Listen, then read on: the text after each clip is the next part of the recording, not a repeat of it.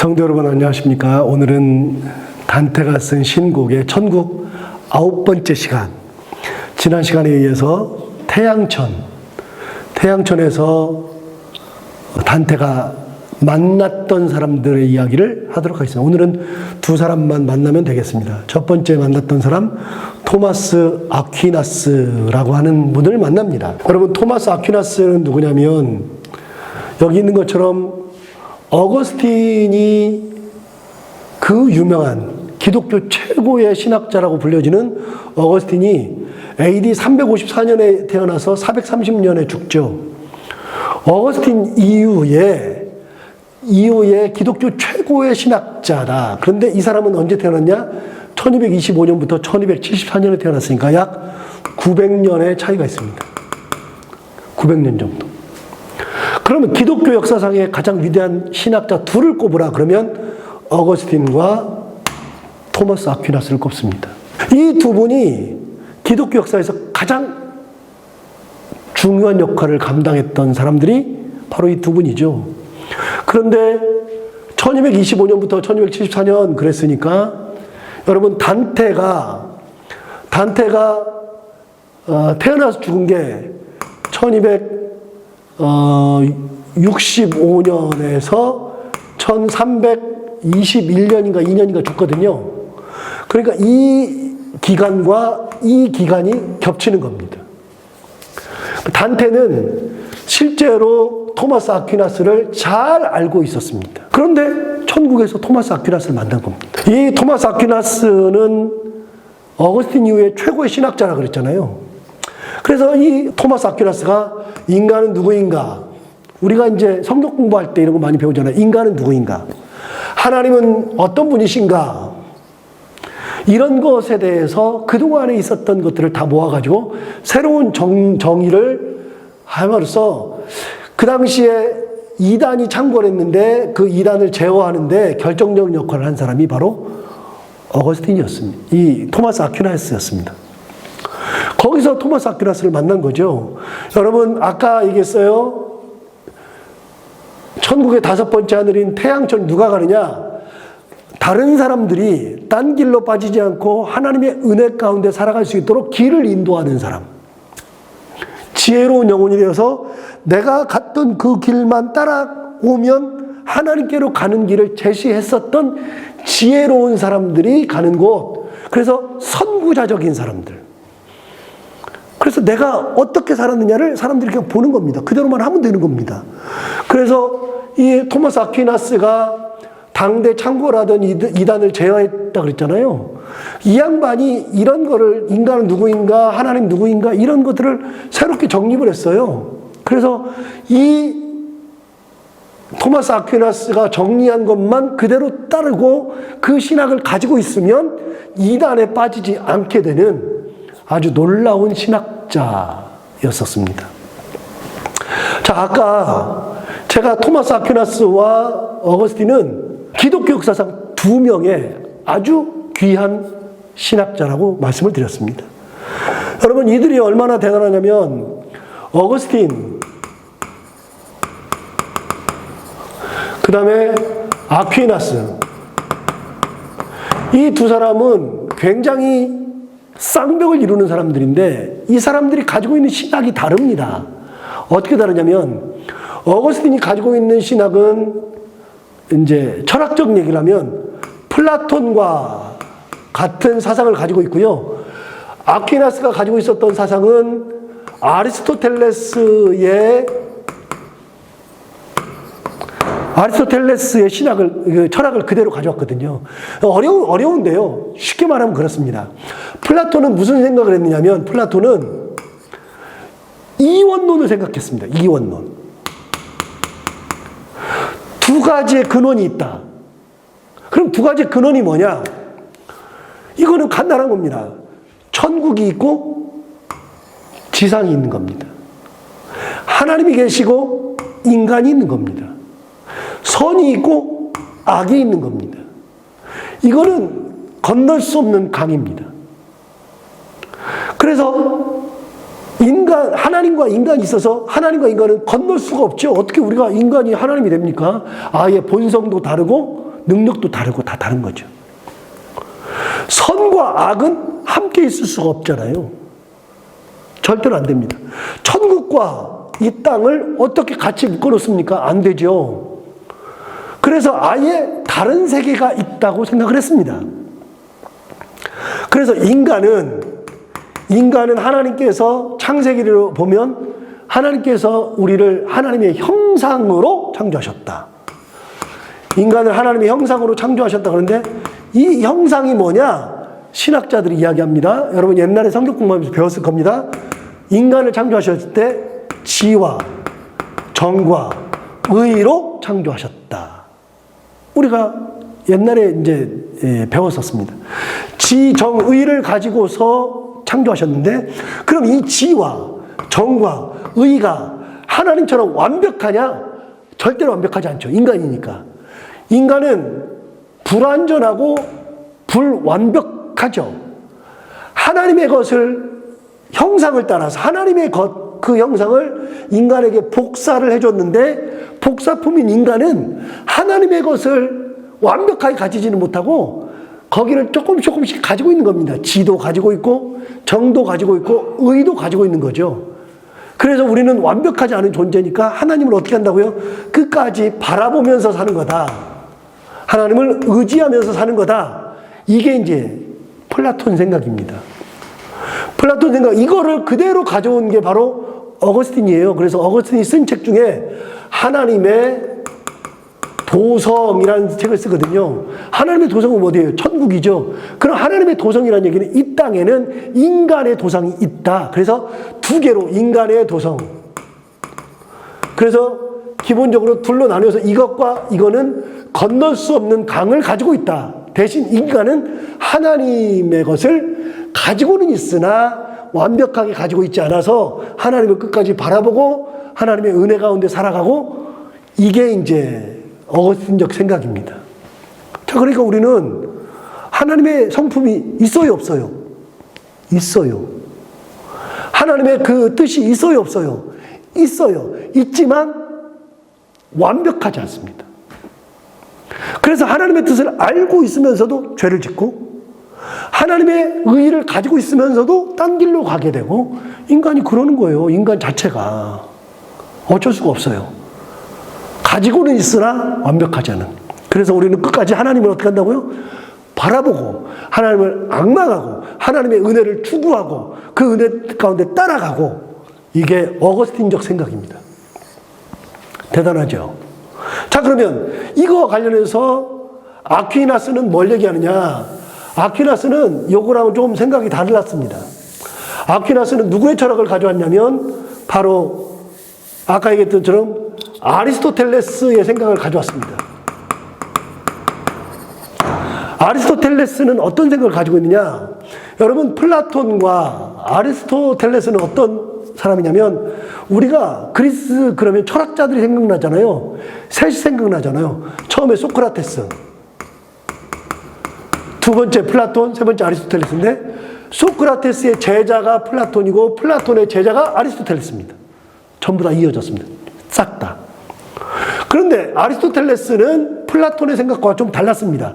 플라톤은 이원론이라고 했잖아요. 두 가지의 근원을 가지고 있는 이원론. 그런데 아리스토텔레스는 그렇게 생각하지 않았습니다. 이론론이다 생각했습니다. 나눠지지 않았다.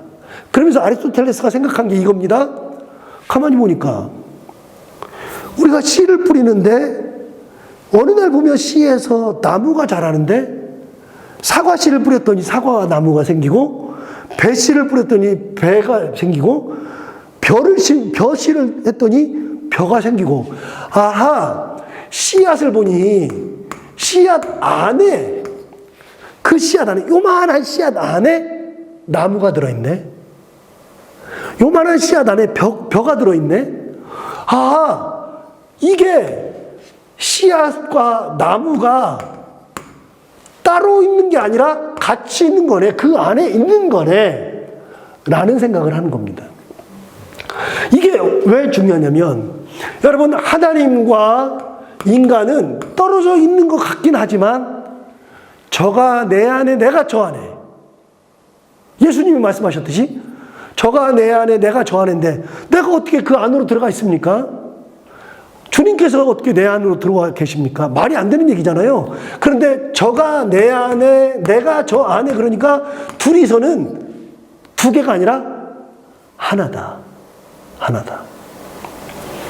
이런 생각을 가지게 된 겁니다. 그래서 아퀴나스는 모든 것을 여기다 맞춘 겁니다. 아리스토텔레스. 그래서 우리는 하나님과 떨어져 있지 않다. 하나님의 나라와 이 땅의 나라가 구분되어 있다는 것은 어거스틴 생각이지만, 하나님의 나라와 이 땅은 구분되어 있는 것 같지만 하나님의 나라가 이미 이 땅에 와 있다.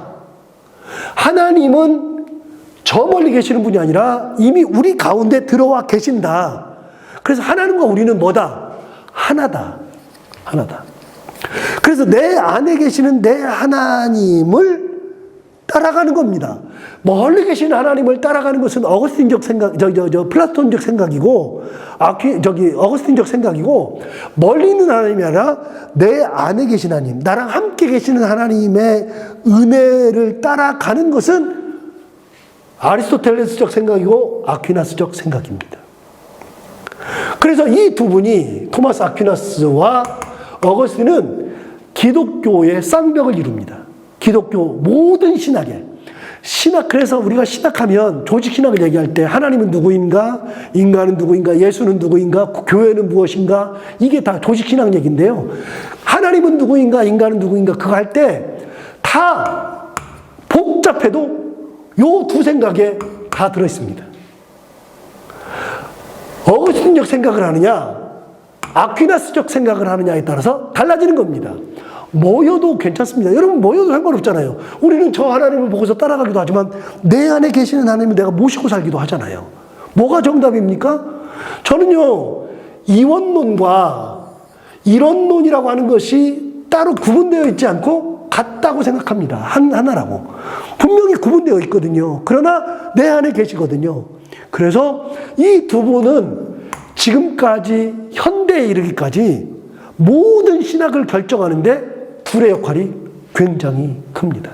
그래서 당대에 이단이 창궐 할 때 어거스틴이 나오지 않았으면 많은 기독교인들이 이단으로 넘어갔을 겁니다. 그런데 그때 아퀴나스가 나오면서 이단들을 다 제어해 주었습니다. 그리고 우리는 내 안에 계시는 하나님을 모시고 산다.